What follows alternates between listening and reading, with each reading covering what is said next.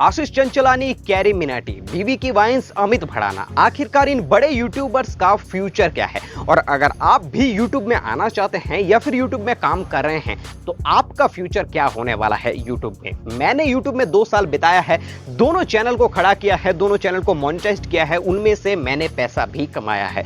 मेरा जो 2 चैनल का लिंक है वो आपको डिस्क्रिप्शन बॉक्स में मिल जाएगा। उसी चैनल को चलाते वक्त और यूट्यूब में 2 साल गुजारने के बाद मैं ये कह सकता हूं कि YouTube का फ्यूचर क्या है। अगर आप YouTube में अपने कैरियर को बनाने के बारे में सोच रहे हैं तो आपका कैरियर क्या होने वाला है, आपका फ्यूचर क्या होने वाला है, आप कितना रिलाय कर सकते हैं इस प्लेटफॉर्म के ऊपर? क्या ये प्लेटफॉर्म कुछ ऐरे गहरे प्लेटफॉर्म तो नहीं है जैसे टिकटॉक हो गया, बैन हो गया, टिकटॉकर्स खत्म हो गए, उसी तरह से कभी YouTube का भी ऐसा हाल तो नहीं हो जाएगा? तो आज की इस वीडियो में मैं आपको कुछ ऐसे इंटरेस्टिंग इंफॉर्मेशन के बारे में बताने वाला हूं जो आज तक ना आपने कभी YouTube में सुना है ना देखा है। 12वीं कक्षा पास करने के बाद हर एक के मन में सवाल उठता है कि हम कौन सा कैरियर चूज करें।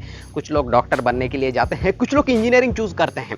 तो ये जो स्पेसिफिक कैरियर्स हैं इनके अलावा भी आजकल मार्केट में चल रहा है यूट्यूब। अब यूट्यूब को लोग बहुत ही हल्के में ले रहे हैं। आज की डेट में भी बहुत सारे लोग इसे एज ए कैरियर चूज कर रहे हैं, लेकिन ज्यादातर लोग इसे पार्ट टाइम करते हैं।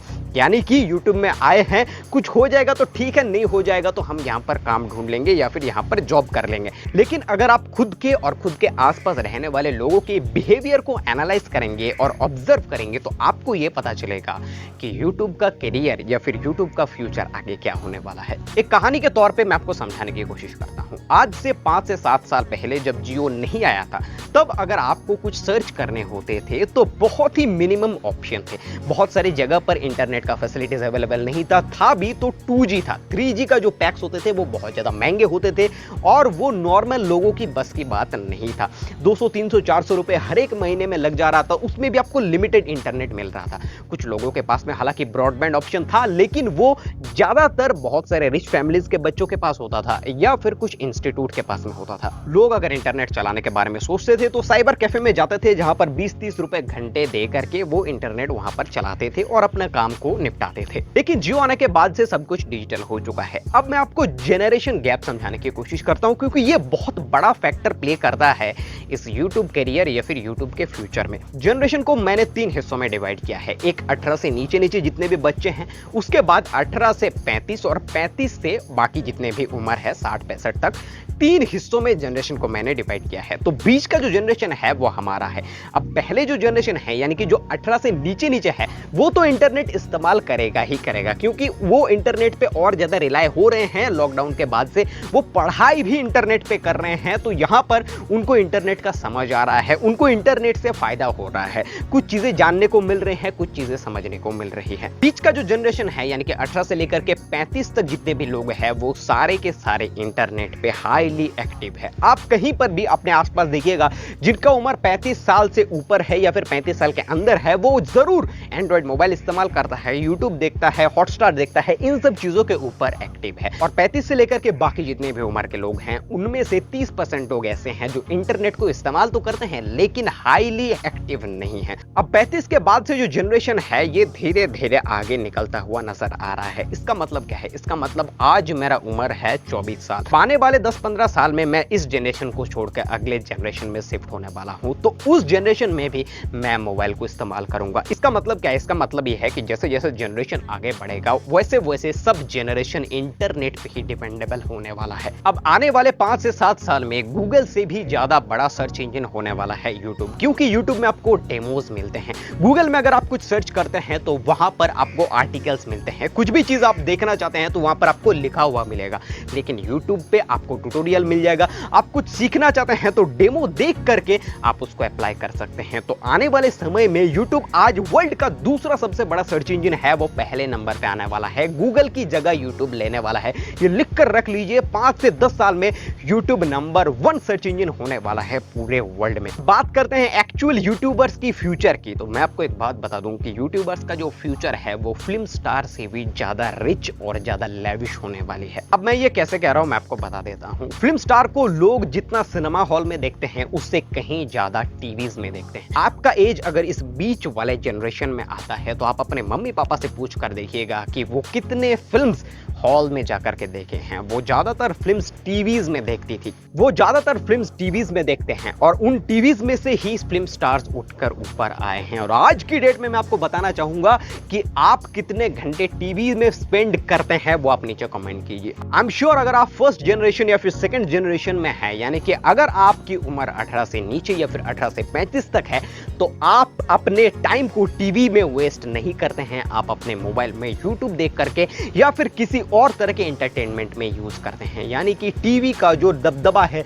वो खत्म होता चला जा रहा है और आने वाले समय में एक टीवी एक्टर से ज्यादा पैसा एक यूट्यूबर कमाएगा, एक फिल्म स्टार से ज्यादा पैसा एक यूट्यूबर कमाएगा, क्योंकि यूट्यूबर को लोग ट्रस्ट करते हैं। लोगों का ट्रस्ट फिल्म स्टार्स के ऊपर से उठने लग गया है और यूट्यूबर के ऊपर ट्रस्ट बिल्ड होने लग गया है। आप जितने भी स्टार्टअप्स देखते हैं वो ज्यादातर यूट्यूब में इन्वेस्ट करने के बारे में सोच रहे हैं। आप नायका को देख लीजिए, आप मामा अर्थ को देख लीजिए, ज्यादातर जो प्रोडक्ट्स हैं वो यूट्यूबर्स के द्वारा ही प्रमोट किया जाता है। आप फोन्स की एड्स को देख लीजिए, आज आप टीवी ऑन करते हैं कितने फोन्स की एड आपको देखने को मिलता है, लेकिन आप टेक्निकल गुरुजी चैनल को ओपन कर लीजिए, बहुत सारे आपको फोन्स की एड्स देखने को मिल जाएंगी। वो पेड स्पॉन्सरशिप्स होते हैं, लाखों करोड़ों रुपए जो कंपनी है वो स्पेंड करने के लिए रेडी हैं एक अच्छे यूट्यूबर के ऊपर। तो यूट्यूबर्स का जो लाइफ है वो बहुत ज्यादा लेविश होने वाली है और यूट्यूब की ग्रोथ अभी शुरू हुई है। बहुत सारे लोग ये कहते हैं कि यूट्यूब का जो करियर है वो एंड पे है, आज कंपटीशन बहुत ज्यादा है, आज अगर एंटर करेंगे तो शायद बड़े यूट्यूबर ना बन पाए। ये बहुत बड़ी गलतफहमी है, कंपटीशन तो अभी बाकी है मेरे दोस्त, अभी तो यूट्यूब की जस्ट शुरुआत है। जियो आने के बाद से इंटरनेट सस्ती हो चुकी है। रिलायंस का मेन गोल ये है कि इंटरनेट को पूरे इंडिया में फैला दिया जाए।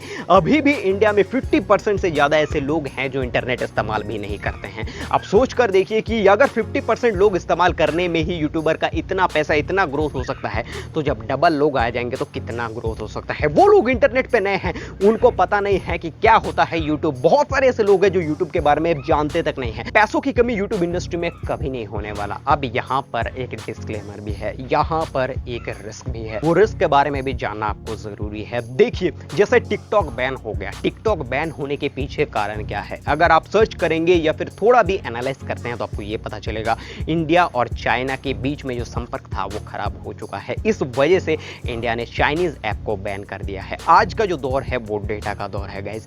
आज हाथापाई से युद्ध नहीं होता है, आज गोली बारूद से युद्ध नहीं होता है, आज युद्ध होता है डेटा से। आज डेटा वॉर होता है, हैकिंग के द्वारा किसी भी देश को खत्म किया जा सकता है। तो इन सब चीजों के वजह से इंडिया ने चाइनीज ऐप को बैन कर दिया, क्योंकि चाइनीज ऐप इंडियन डेटा को यूज कर रहा है। इस तरह से अगर कभी भी इंडिया का संपर्क यूएस से खराब होता है तो यूट्यूब इंडिया में भी बैन हो सकता है। और ये रियलिटी है, ये कोई बनी बनावट बातें नहीं है, ये रियलिटी है। लेकिन ऐसा बिल्कुल नहीं है कि जो रिक्वायरमेंट है वो फुलफिल ना हो पाए। हो सकता है आने वाले समय में यूट्यूब के जैसा ही कुछ और प्लेटफॉर्म निकल करके आए जो इंडियन हो और आपको बहुत अच्छा रेवेन्यू भी दे, बहुत अच्छा ग्रोथ भी दे। ये भी हो सकता है, कुछ भी हो सकता है, लेकिन रिस्क में ये चीज जरूर काउंट होगा। लेकिन हर एक करियर में रिस्क इन्वॉल्व होते हैं। अगर आप इस तरह के रिस्क उठाने के लिए तैयार हैं तो यूट्यूब में आप आ सकते हैं। पैसे से भी ज्यादा बड़ी चीज क्या है मालूम है, वो है टाइम। आप यूट्यूब में 8 साल 10 साल यूट्यूब में टाइम दे रहे हैं, उसके बाद अगर अचानक यूट्यूब बैन हो जाए तो ध्यान ये रखिएगा